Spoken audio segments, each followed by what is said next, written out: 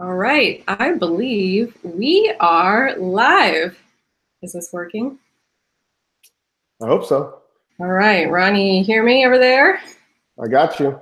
All right, I see something's happening on YouTube. Awesome. Well, welcome to our first YouTube Live. This is super exciting. I'm Jen Horonjeff. I am one of the founders of Savvy Cooperative, and I know this is our first time doing this. We're excited to try it out. We're super excited that we have a couple people watching, but we know that this will live on for other people to watch when we come offline after we're done live here. So let's kind of just get started and jump in. I'm calling in today from New York City. I don't think everybody knows that Ronnie and I don't actually live in the same place. So Ronnie, where are you at?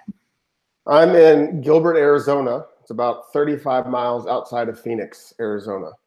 And what's the temperature like over there? It was 105 today, which actually I was saying earlier, it felt pleasant, if that could be possible, because it's going to be 111 on Thursday. Oh my gosh. Well, in New York right now, I think it feels like 106 because it's super humid and I'm sitting here sweating. So I'm tuning in tonight with my glass of ice water, and hopefully we can stay cool as we have some fun here. Let's do it. Let's do it. So I think a lot of people always want to hear a little bit about kind of our personal stories and why we ended up founding Savvy Cooperative. So I'll kind of jump in and share a little bit about my background as a patient. I was diagnosed with juvenile arthritis as an infant.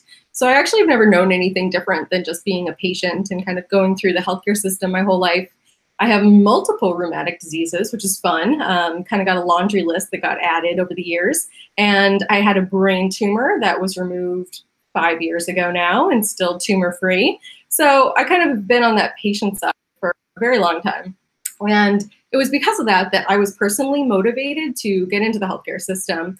I thought I was going to be a doctor, but quite honestly, because of my experiences seeing that doctors couldn't even practice the medicine that they wanted to, decided to help a different way. So I went on to graduate school, became a human factors engineer, as well as a PhD in environmental medicine. And I was on the academic track studying patient-centered outcomes. And that's really kind of where I was getting sort of the inside scoop on how the professional side looks at kind of patients and patient centricity. So that's my quick background. Ronnie, tell us yours. So similarly, I was diagnosed as an infant with cystic fibrosis in 1980. And the outlook, of course, back then wasn't great. But I, early on, wanted to be a doctor. I wanted to be a pulmonary specialist because that's kind of who I dealt with most in my life in those times. And that's who I looked up to. I soon decided that schooling for that many years wasn't for me. I actually got into coaching football for many years. And then I, for the longest time, since about the year 2000, I've just been kind of classified as an entrepreneur. I've always seen challenges in starting something new, solving problems. And of course, you know, being your own boss isn't the worst thing in the world. I never intended to work in healthcare, and certainly I never intended to work in my own disease, cystic fibrosis. But I fell into it in about 2009, and I actually, along with my wife, we started an online social network called Cystic Life, and it was for people with cystic fibrosis and their families to gather virtually online and ask questions and blog and just meet each other. At the time, there wasn't much like that, and I saw kind of a void in the community.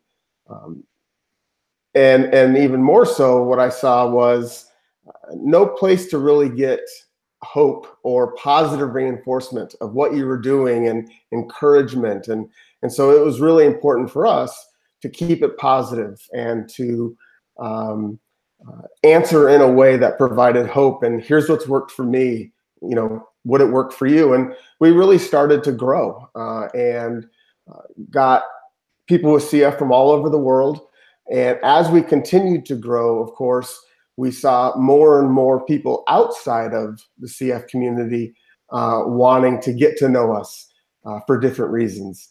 And so that then started a second career, let's say, off of that. And I started consulting in the healthcare space. And oftentimes people who wanted to talk with other people with CF would approach me and say, we want to talk with X, Y, and Z, and could you make that happen? And this started to happen, of course, more and more and more, which kind of planted the seed for the next adventure.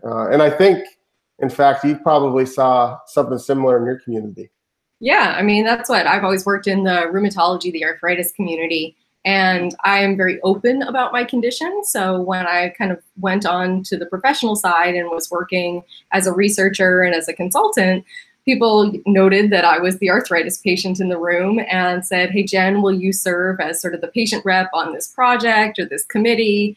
And at first, of course, it's very flattering. You feel like your experiences are being validated, that they have a meaning, and that was amazing. But it was honestly, there was a certain week in time that I was asked to participate in such a capacity so many times that it really signaled a problem to me. The fact that just one arthritis patient was being asked over and over again. And as you can see, I am white, and I told you I had a PhD, and I live in New York City, and that can't possibly be representative. So I really wanted to work to create more opportunities for other people to weigh in. I think what I was seeing was that when I started to reach out to my arthritis community through Facebook or otherwise and said, hey, anybody else want to weigh in on this? And I got a lot of requests of people wanting to say, oh yeah, I'll share, I want to participate. It really just signaled like an access problem, because the professional side wanted to reach patients and the patients just didn't know anybody ever cared and wanted to ask them. So that's kind of what was sort of the impetus for this. And just sort of stepping outside the box a little bit and saying, well, this isn't unique to any one condition, which you and I now can certainly share that wouldn't it be better if we could find a way to really create a uniform place to do this? And so, you know, that was kind of the impetus for this. But as I think back at kind of some of the very specific experiences that I had about, you know, are there times that patients should have more of a seat at the table? There were definitely times in my life that I've said, you know, did they even ask a patient to try this out first? Or like, this is bonkers. Why in the world would they ever think that a patient would go through this? So I don't know. I had those experiences. Did you have anything like that on your end where you thought, my gosh, did anybody ask a patient? Absolutely. And, you know, I saw the same thing that you did with the same companies approaching the same people, namely me and a lot of my good friends, but still only, let's say, 8 of us. In the entire CF community of 70,000 worldwide, you had 8 really loud voices. Mm-hmm. And I thought the same thing. We can't be representative of the community as a whole. And so I worked really hard to try to grow that umbrella of people who wanted to share their experience. But one thing I share in terms of the something bad that can happen if you don't bring a lot of patients to the table is I was called by a company to review a project that they were going to launch. It was a video series. I'll let the company remain nameless. It was a video series, and they said, will you please watch this and just give us your thoughts? I watched it, and I told them it was terrible. I told them that the community wouldn't like it. I thought it was disrespectful.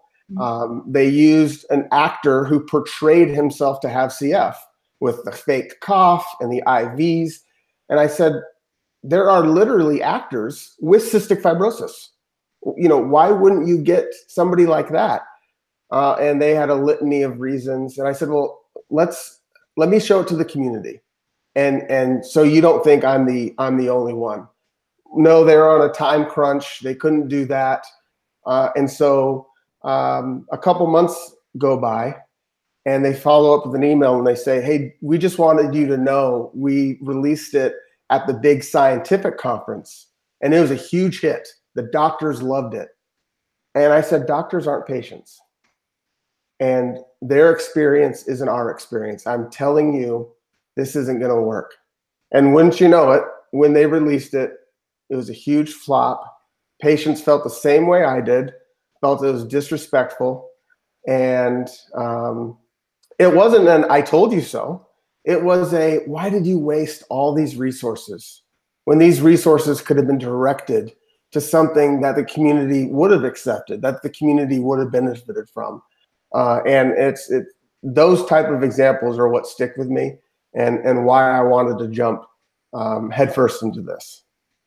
Yeah, and I mean, I think one of the experiences that I share openly at conferences and otherwise when I talk about this, and I don't have it here in front of me right now, but one of the arthritis medications that I was on was one of these fancy biologic medications that you have to inject yourself. And I've been doing these for many, many years, and I got a particular injection and a type of medication that, interestingly enough, my particular graduate school department in biomechanics helped to test out. They helped to test to make sure that it was biomechanically sound, and hooray. And it was my first year in grad school, and I thought, you know, everybody knows that I'm the arthritis patient. They're going to ask me, isn't that great that, you know, I'm going to be able to share my patient experience? But they did not, and that was fine. But it turns out that later on, a couple of years later, I was prescribed that medication. And I thought, isn't that great? It's going to be so fancy. It's going to be so comfortable to hold. And I get this medication, and it's this fancy syringe that has a larger sort of one side that you can hold. And what was interesting about it, and this is my nerdy biomechanics side, is that your wrist changes, like how you hold a syringe based on where you would inject yourself. And based on where I injected myself in my stomach, when I was holding this syringe, I couldn't hold it properly. It was digging into my hand. So it completely negated the way that it had been designed. And, you know, I could get over that. But real kicker is that new fancy syringe would no longer fit in a Sharps container that I was provided, because the little longer edge was just too long. I tried shoving it in. I literally tried breaking the syringe. So instead, I ended up with a pile of syringes next to my Sharps container that I would put in a Ziploc bag and bring to my doctor's office every time I had a visit to dispose of them. And I mean, the time, money, and resources that went into developing that, they could have solved that with a little bit more discussion from patients. So that really is where I started to think, gosh, we have to get more patients to more easily weigh in. And sort of my dream was to make it so easy to get patient insights that there was no excuse for the professional side not to. So that's kind of where all of this was born. And because, again, this is not unique to arthritis or cystic fibrosis, if we could create an online platform that helped to create more of this marketplace, then it would help to create best practices even, so that, you know, arthritis patients aren't treated differently than AF patients or breast cancer patients or anybody else. Really, we need to make sure that everybody has a voice, and also that patients are treated fairly and are equitably valued, because I'm sure that you can empathize too, that you've been giving those insights, but quite frankly, we've all been doing it for free for a very long time. And they make a big impact. And it's just about the value that we have. So that's really kind of where Savvy was born, out of this idea. And with Savvy, of course, being a cooperative, I think one of the questions that that I know that I certainly get asked most often is, well, what is a cooperative? What is a co-op? Quite frankly, if you gave me 1 minute to explain it, I may need 2. But I think that's key in kind of understanding this background. So our experience, what led us into this deciding, you know what, it needs to be a cooperative. It needs to be a patient co-op. So maybe you're more eloquent than I. Maybe take the time to actually explain how this co-op, we believe, solves some of the experiences or some of the problems that we were having, and how it matches so well with our mission. Yeah, I mean, it's not like, I think there are certain people out there that are like super pro co-op, and they go into something wanting to start a co-op. While I certainly have supported co-ops in my life, food co-ops, REI is a co-op, it wasn't really how I set out to do this. It was just through thinking through what's the model, like, okay, we need to be able to elevate the patient voice, and we also want to make sure that patients are fairly valued. And so the idea of creating a platform that, quite frankly, is part of a market that people will pay for, honestly, it just didn't feel right that it would just be sort of you and I and maybe a select few of people that would be the beneficiaries of this, when it's the patients and the patients like us that have been doing this work for so long and not really being valued for it. So a co-op fundamentally gives other people the opportunity to co-own this organization with us. When you become a co-op member, that actually means you're a co-owner. You buy a single share of the co-op, which, by the way, right now is $34. And if you're unable to afford that, other of our members are able to donate extra and subsidize that for our other people. So we want to make sure we have a nice diverse population. Finances should never be an issue there. But that means you're a co-owner. You own a share of the co-op. And co-ops operate democratically. So it's one member, one vote. Everybody has an equal vote in what we do.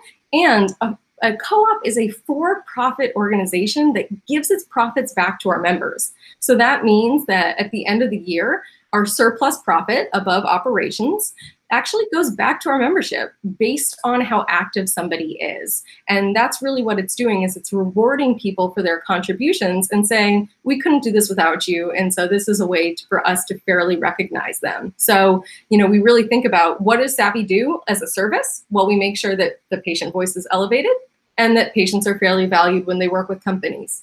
And that's why it matches perfectly with the co-op model of making sure patients have a vote in what we do and sharing our profits back to them. I don't know, 1 minute or 2 minutes. No, that was, again, more eloquent than I could be. And I think, going back to when some of this started, and I know you kind of went down this path by yourself for at least a year or two and worked through what this would look like. We actually then had met at a PCORI conference, right? Yep. I think probably a year before you called and, let's say, pitched this idea, right? Was it about a year before? I think we had met. That sounds about right. But yeah, we had met and we had just kind of worked on some other projects and been connected through other people we knew working in the space. So I said, I gotta ask Ronnie, because I already knew that I respected kind of your approach to things and really wanted to see what you thought about the co-op idea, since of course it is very unique and novel. And that's where, I love telling people this story, that right off the bat, I just knew that you were the right person to go on this journey with, because, hey, co-ops, where we're a for-profit company that gives its profits away, that's not exactly what every entrepreneur wants to hear. And so knowing that there was somebody that understood that, and I'll let you tell people why you thought that was important, but it really just showed that we would have the same priorities and that we were working towards the same thing and not going to be at odds about where profits are going. And I think that's what I found so interesting was, so we met at PCORI, let's say a year prior, but then we worked with some of the same consultants actually based out of New York City there. And Jen had told them about this idea for a patient cooperative. And one of their first thoughts was, you need to call Ronnie Sharpe. And that was because for a year or two, I had been telling them about, I wanted to be able to let patients, cystic fibrosis patients, buy into Cystic Life so that their hard work didn't go unnoticed and they got rewarded financially. And that was kind of my big dream. I had no clue it was called a cooperative. I didn't know what a co-op was. I don't think ever heard the word until Jen called, said, hey, our mutual friends thought I should give you a ring. Here's my idea. And again, I knew right away, wow, this is amazing. I wanted to start working with a more diverse set of patients, not just the cystic fibrosis community. So it came at a perfect time. And like Jen said, just as a person, not to get too deep, but my wife and I, we just live for other people. And I have always, even though I didn't want to work in the CF space, I always worked for nonprofits. I always did not-for-profit ventures because personally, I'm not motivated by money. Why I like the co-op, however, is I am motivated for Savvy Cooperative to make a lot of money, because then our members, our co-owners, my fellow patients make money. And that motivates me beyond no end, because that can be very impactful. As I'm sure a lot of people watching know, many people with chronic illnesses, acute illnesses, can struggle financially.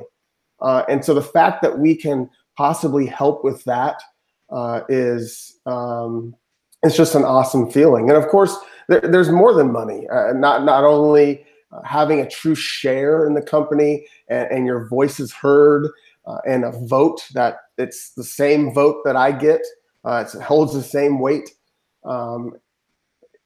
I think the future, the outlook of Savvy is to provide webinars, to provide workshops, to really build skills on how can we share our experiences, how can we be the best patient advocate we can be, how can we find opportunities to share our voice. And so I really see this, and I know Jen, you and I have talked about this before, as a patient union, right?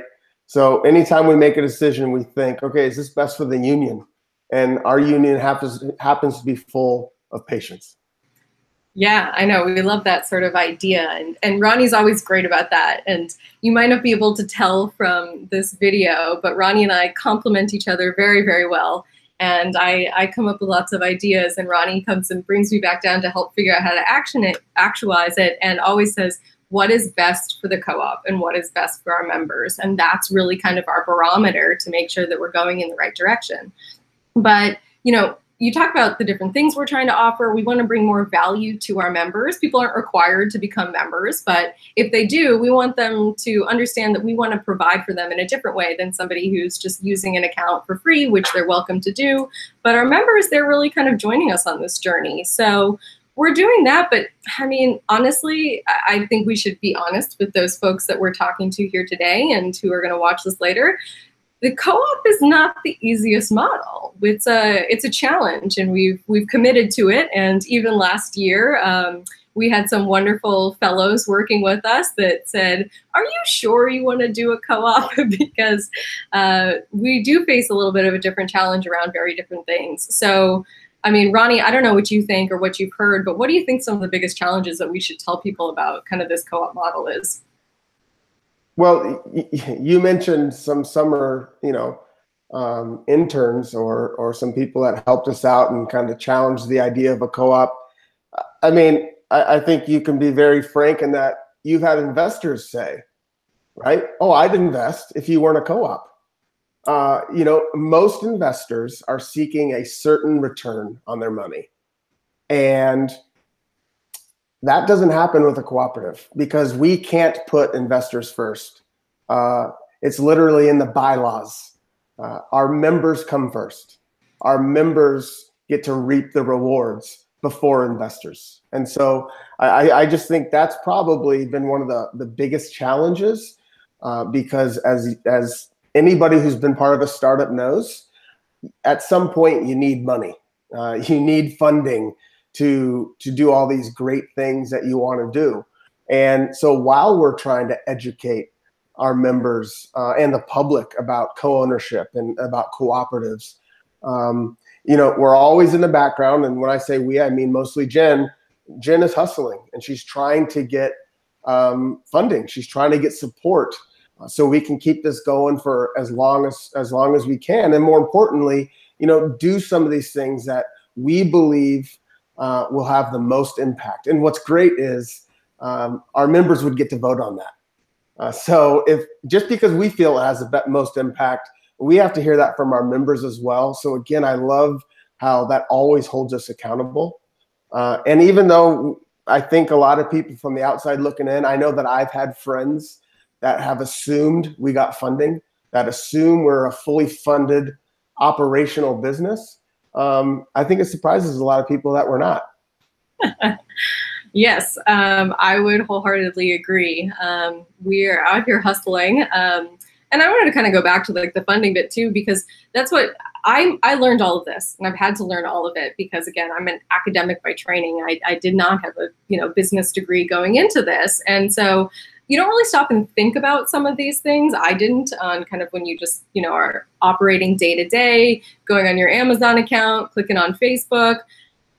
a lot of people have assumptions that things just work and that everything's at like a high level scale, and that's not always the case. And so I think, sometimes I get emails from some of our members or users requesting certain things, and we try to respond as fast as possible. But really, we're a very small team that's been self-funded. We've been lucky enough to win certain prizes and have some prize money, so that's certainly been awesome.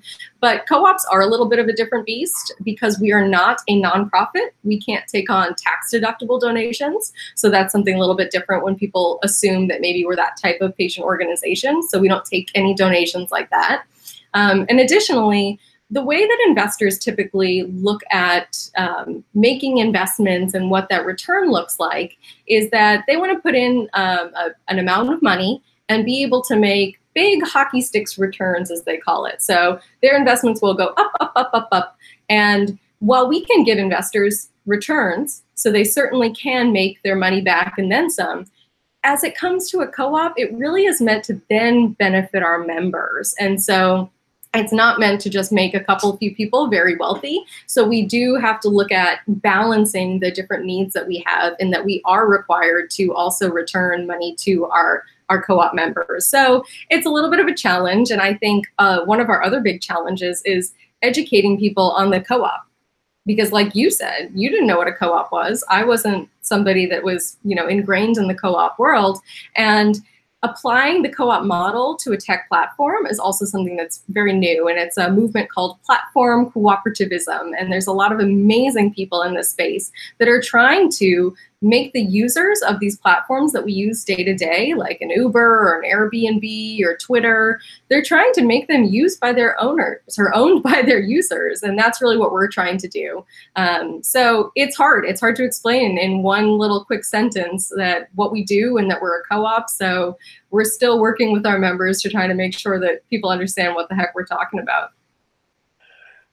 And I think then to kind of piggyback on this, talking about the greatness of a co-op or a cooperative, why don't you just go into the other thing that we're discussing right now and that our members are getting a vote on? Because I think that kind of piggytails nice, back onto this, that not only are we currently a cooperative, but we've talked about maybe becoming something else as well. Yes, indeed. Currently, right now, we have a vote that's open. It launched last Tuesday and is open till July 6th. So our co-op members will be very in the know about this, because I keep emailing them, that we are voting on whether to also become a public benefit corporation. We are a co-op that is registered in the state of Colorado. And in Colorado, you are now allowed to become both a co-op and a public benefit corporation. And we call them PBCs. A PBC is an organization that in its charter requires it to have a social mission or public benefit. And why this matters is because a traditional company that is not registered as a PBC can actually keep making these changes, and it's what they're doing to maximize the profits for its shareholders. And that is something that the board of directors is required to do, maximize those profits for those shareholders. And even though I actually had to ask our lawyer, like, wait a minute, are co-ops not inherently also for the public benefit? And he explained to me that no, maybe they're not, because there are utility co-ops that may be trying to derive more profits for their members at the risk of being less sustainable and not doing things that are really for the public benefit. And so that by actually registering as a PBC will require that we always have a social mission. Nothing can derail us from that. Our board will be required to uphold that. And so it just really marries naturally with what we do at Savvy Co-op. But that means beyond whether or not you or I are running this co-op someday, if something else happens and intervenes, because it will be part of our charter, we will be required. And that's what we're really excited. We hope our members get there to vote. It is required that we have a majority vote for us to be doing this. We need at least 67%. So it's something that we can't do without them. And it really just shows that this is something that the co-op would have to vote for and really support. And we hope they do. Yeah, definitely. If you are a member and you haven't voted yet, please do so. We need a certain percent. to vote to make it official. One thing I thought of, and I did see the chat box over here. Obviously, if you're watching right now and you have questions, please feel free to throw them in the chat box, and we will see them and answer those questions the best that we can. A flashbulb went off in my head. The last little conference I went to, I was getting packed, and I had a Savvy puppet sticking out of the suitcase. And of course, it shocked my daughter. She didn't know what was going on, wanted to know why I was traveling with dolls. And she asked, you know, why do you have that? And of course, then I told her, well, you know, we like to travel around with puppets and give them to people who follow the puppets. But I didn't share with her the story of origin. You know, kind of why, because I think the puppets have taken on a life of their own. I mean, they have their own Twitter channel, and I see them showing up in pictures. I see them at conferences that I don't think you or I are at. I don't know how that happens, but maybe again to lighten it up a little bit. Can you share about the Savvy puppets and what how that came to be? And sorry to kind of derail this, but you know, I sometimes have these weird flashbulb memories go off. Well, where you have flashbulb memories, I have flashbulb thoughts. And I believe that, well, I know that the time that I thought up being able to do a puppet show was because, quite frankly, we wanted to make some explainer videos. And I don't know if you guys realize, but explainer videos are super duper expensive. And we got quoted like 10 grand to make an explainer video. And that did not seem like the best use of our co-op dollars. And so I was like, I can do that. And so I decided that that's how we were going to do an explainer video. And Ronnie, I believe at the time, I was left unchecked because you were unavailable. And that meant that nobody reined me in when I had a wild idea. So I went online and I ended up getting many puppets and other props. And I have to tell you a story that, and Ronnie, I don't know if I ever told you this or not. When I got the puppets, or the day I had the idea about the puppet show, I went to like another networking event and I saw somebody there that I knew, and I said, oh, I just got this idea today. I'm going to do a puppet show. And he turns to me and he goes, well, I'm a puppeteer. And I was like, oh. And he said, do you want help, you know, training whomever you're going to be sharing these, with whoever's going to do the other puppeteering? And that's when I said, oh my gosh, I did not mean to insult the artistry of those who actually are puppeteers, which is truly an art form. And so that's why our videos originally say with dolls, because I meant to make it explicit that I was not trying to insult the art form that is puppeteering. However, they did take on a life of their own, and people kept asking for the puppets. So give the people what they want. So here are Savvy puppets. And honestly, I think one of the things that people like about them is it adds a little bit of levity to the seriousness of healthcare. And we now use them to explain what we call our messed up patient experiences, and it's something we're going to do more of. What I realized is it's kind of like when your parent tells you something and you no longer hear them. It's like people have tuned out patients in healthcare. We're just a bunch of like whiny, bratty patients that nobody's hearing from. And so while I certainly don't believe that's true, it's like, you know how on airlines now they do their safety videos with all sorts of like funny stuff just to get people to watch. I now realize that that's why I think people are somewhat drawn to it, is that we can really shed light on things using more art than just being able to explain it ourselves. So hopefully we can use it as a medium to reach other people. Yeah, I know, you know, when I first saw the Savvy puppet video you did, I didn't know how to react. But I will say that knowing our budget, which I think for the videos was $0. Well, I had to get a couple puppets, so it may have been a little bit more than zero, but okay. Not 10 grand, like 100. So barely over zero. But I will say it was, you know, Jen does all those videos. I've never done one. I don't maybe plan on doing one, but Still I really like it when they come out. I think they are unique. I think they're clever, and yeah, it's one thing that I have grown to love. When Jen first talked about puppets, I wasn't so sure, but she made the right call, and I mean, they've as we said, they've taken on a life of their own. And I think that's just kind of part of you mentioned the messed up patient experience. That's another thing that I'm really excited about. I mean, I think for those of you watching, those of you who will watch this later, send us those ideas or send us those things you've gone through, because I do think that acting out those messed up patient experiences with these puppets, I think it will be seen, and we'll make sure it's seen. And it doesn't feed into that, as Jen mentioned earlier, because believe me, I've seen it, of this patient group who just wants to complain and stomp their feet. And no, we're going to, present it in a more lighthearted way, but then focusing on really how serious this is and what can we do to fix it. Oh, by the way, we have this large group of patients who want to be part of the solution. And so I kind of love the whole thing. And I don't know, I saw a question come through. Do we want to stop for a second and answer that question? Did you see that come through?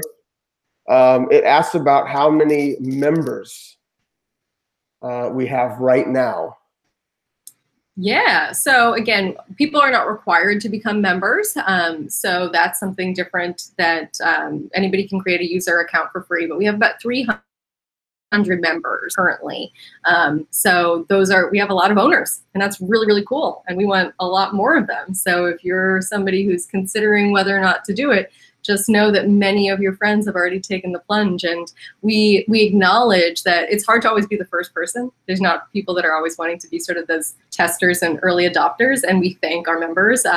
By this first class of people that are joining in the first year are known as our Savvy Pioneers. They're really the people that are helping us shape this, as well as some of those who are kind of a subset that are known as our Savvy Ambassadors that we just started, who are going to really help us brainstorm and think about how to reach more people and more communities. I mean, it's something that we're growing together. And so if you're interested in becoming more of a part of the co-op and helping us develop, then please reach out, because this is really an exciting time to figure out what this sort of first patient co-op that does this kind of patient insight work will be.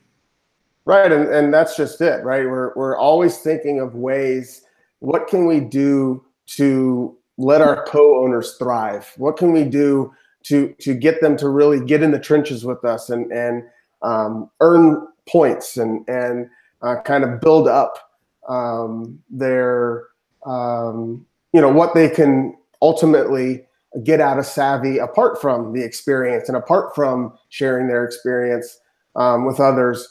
So you guys will see over the course of the summer, we're going to roll out more opportunities for you to be involved. That, of course, will then earn you points. And those points, we're hoping in the very short future, will be able to be redeemed for real tangible stuff that hopefully you want, which again is stuff we want your feedback on. If you see it and like it, tell us. If you see it and don't like it, tell us. We truly are led by our members, and I can't stress that enough.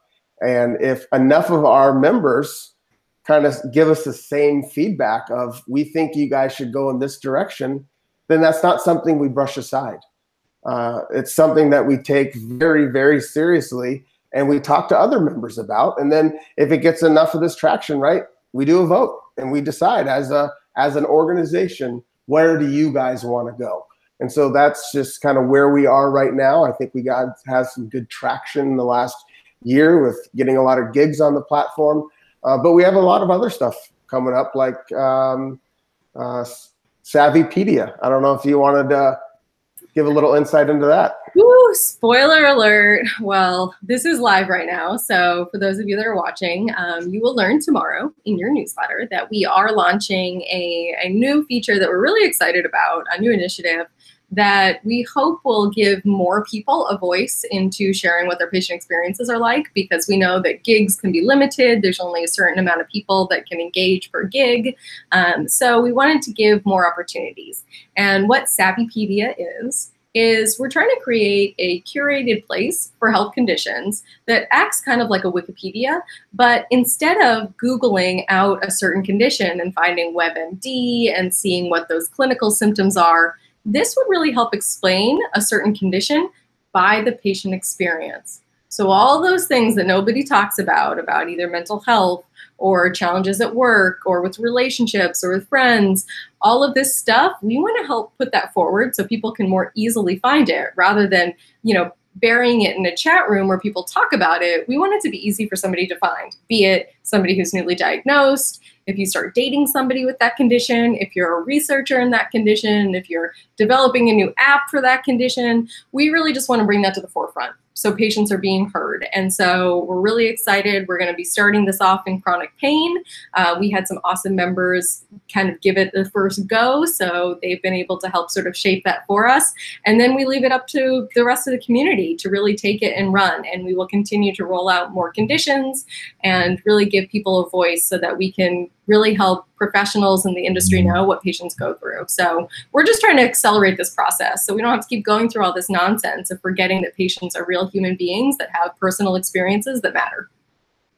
And I think that's so important, right? To especially professionals, to let them know that we're not confined to our clinic. We're not confined to that clinic room. We're not confined to our blood pressures or our other medical stats. That, they see us for, I'll make up a number, they see us for 8 hours a year.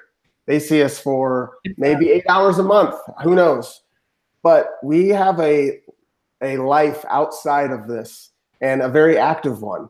And some of the stuff that we suffer from really impacts the day-to-day stuff that a doctor, a professional, a pharma rep, whoever it is, they would never, ever know unless we tell them.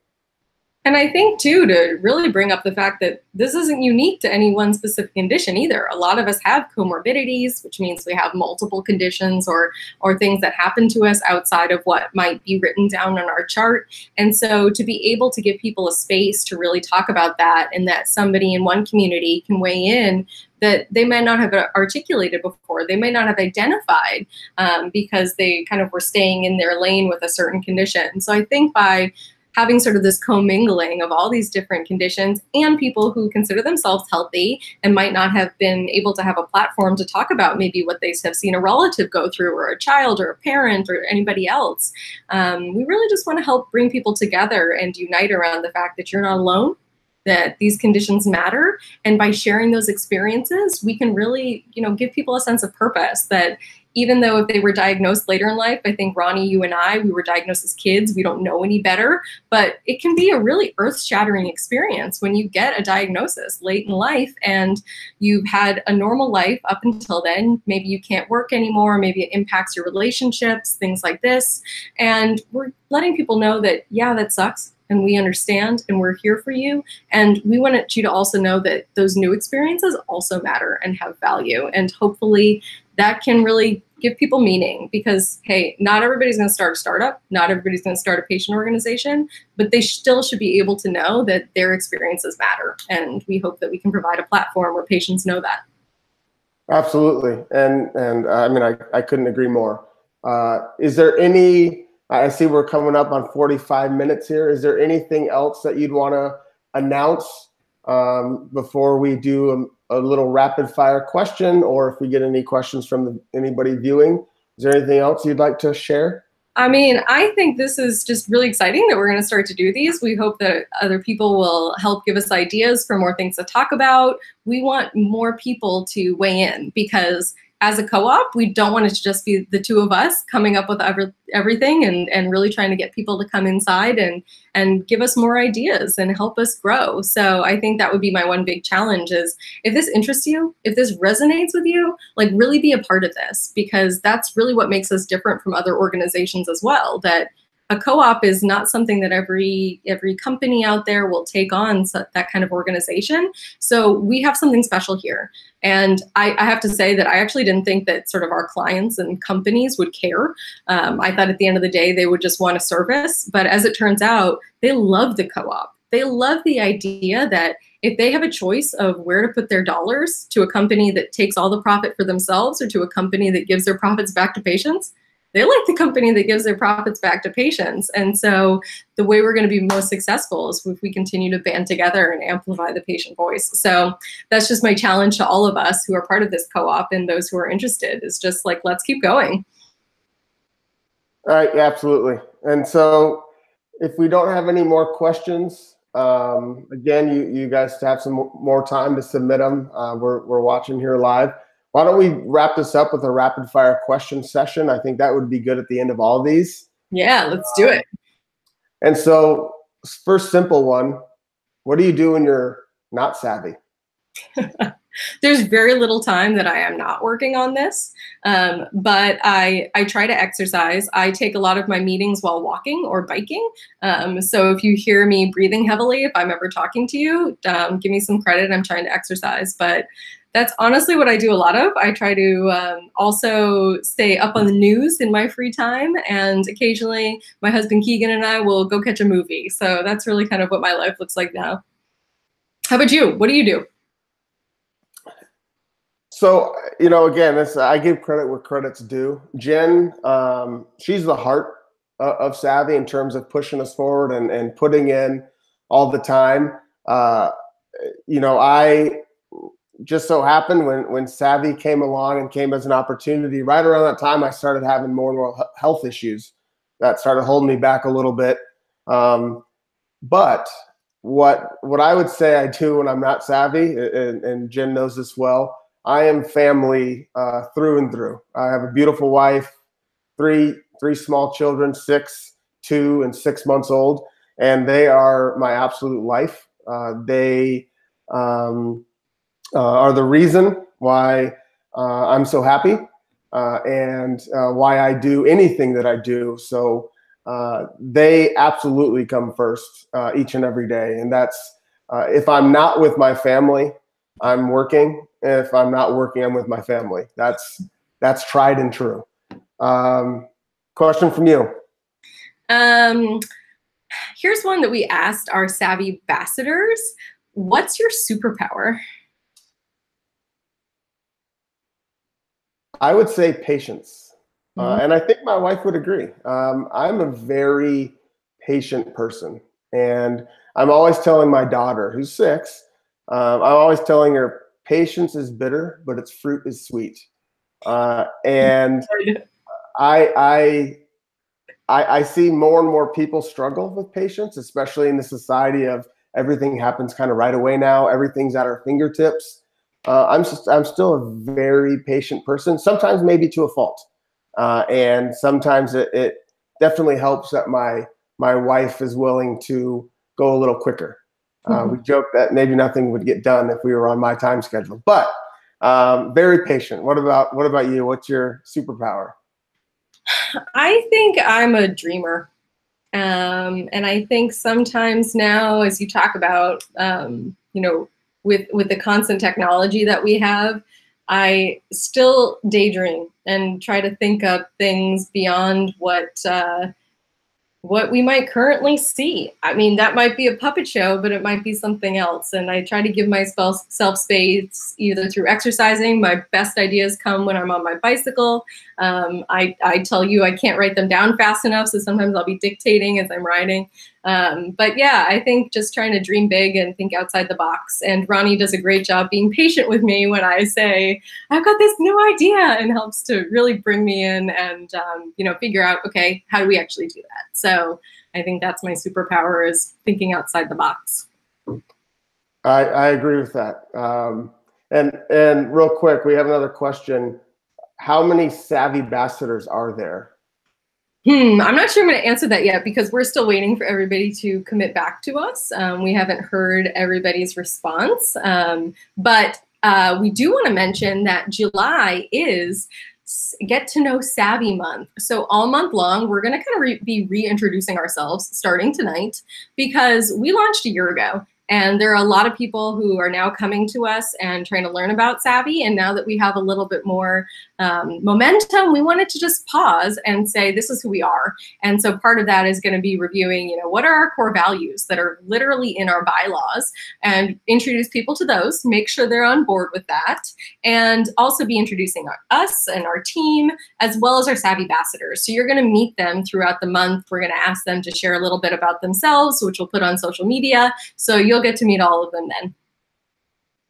Awesome. That's yeah, and like she said, you guys will learn more and more about the Savvy ambassadors, and the response was awesome. And it's amazing how many just sweet and energetic and compassionate and smart people are in the community, and we cannot wait to kind of have this team to help us and really share the word and do other things and use your talents.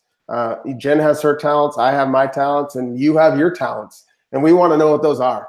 And if you'd like to use them for the benefit of Savvy, we absolutely want that to happen. Last question.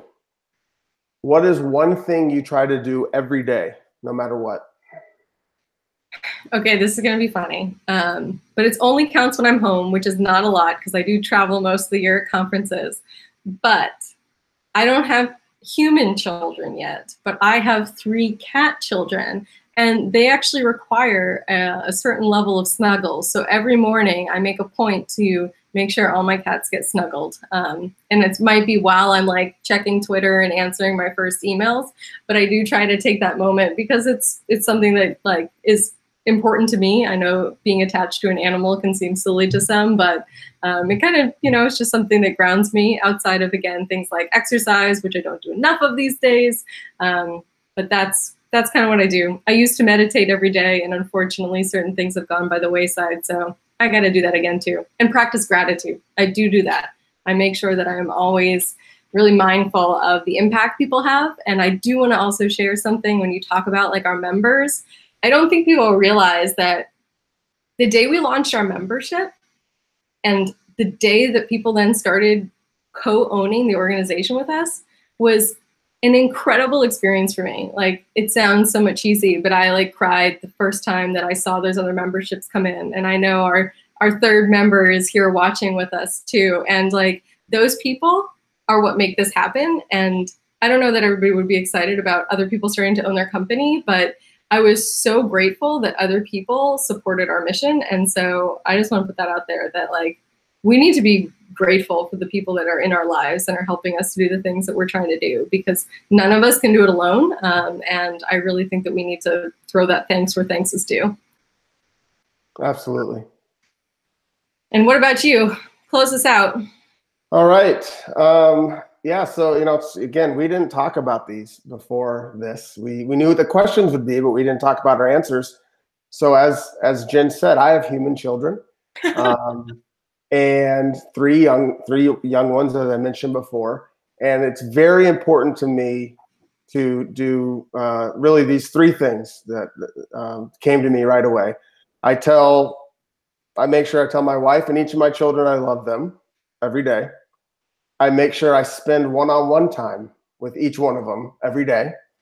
And then I always open my day by studying the Word of God, by studying the Bible. Those are the things that I, with every intention in my body, I try not to compromise. And those are also then what happen to be the most important things in my life. So that's what I do every day. And again, I like Jen, I'll let her close it out, but I did want to give my heartfelt thanks to anybody taking time out of their Sunday night. If you're on the East Coast, and Sunday late afternoon-ish, I guess, early evening, if you're out in Arizona or California. But thank you for being part of this journey. Thank you for your questions. Again, keep your questions coming. Email, call, text, whatever you got to do. We want to know what you think. We want to know what you where you want this company to go. We want your ideas.